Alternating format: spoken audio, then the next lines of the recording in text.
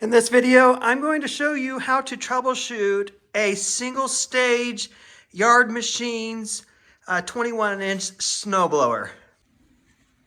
Before I jump into this video, I hope you consider subscribing, give the video a like, and leave any comments down below.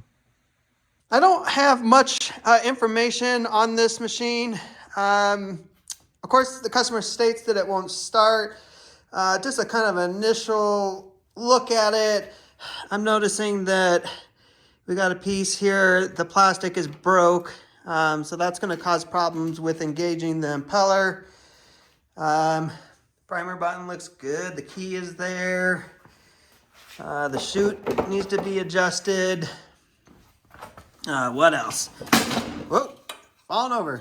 The paddle has been used. Is it completely done? No, but it's close to being done. We need to get in there and check the belt.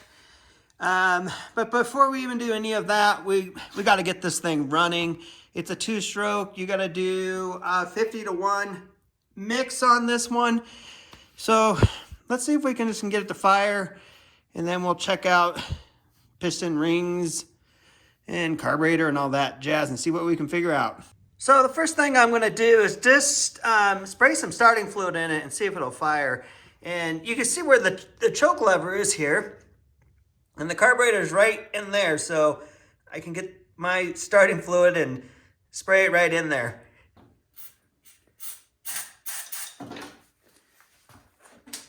All right, a little starting fluid. Turn it on.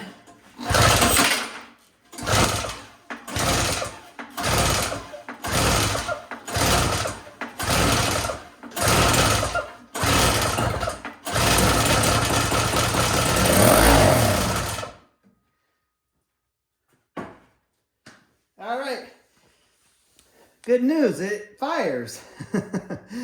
So that's encouraging. And with any two-stroke that I work on, I always pull the exhaust, and we want to inspect the piston and the rings in the cylinder, because this is a two-stroke, and if it was ran without any oil mix in it, then there's no need in really fixing it.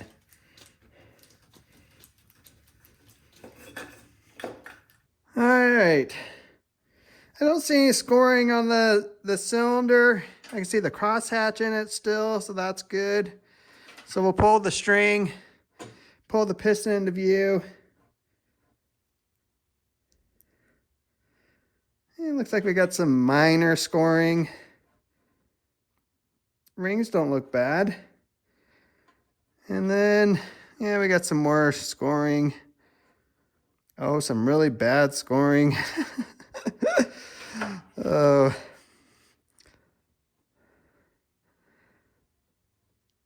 I think it'll run, just won't run optimally. Yeah, so next thing we're going to do is let's pull off some of this plastic so we can get to the carburetor. And I'm pretty sure there's no gas in this thing either. There's definitely no gas in it.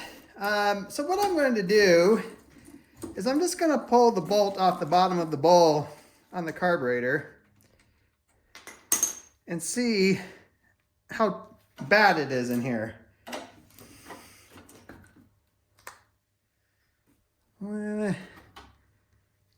Some funk, but it doesn't look that bad. It's not like we have a science experiment going on where we got stuff that's just corroded and crystallized and pretty nasty. I'm gonna spray some carb cleaner through the carburetor here.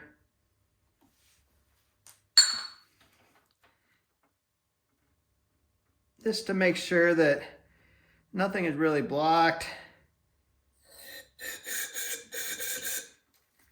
Let's clean it off a little.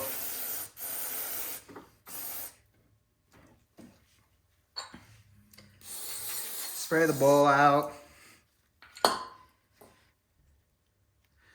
And then on the bolt that holds on the bowl, there is a jet here. So I'm going to make sure that that pathway is clear and fluid can go through it.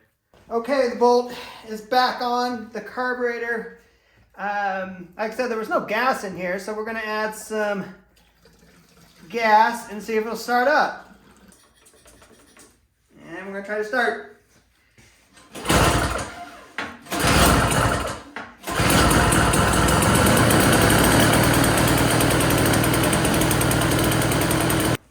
Well, we got a good little runner. I'm gonna check the belt. It's got to remove the bolts that hold this cover on.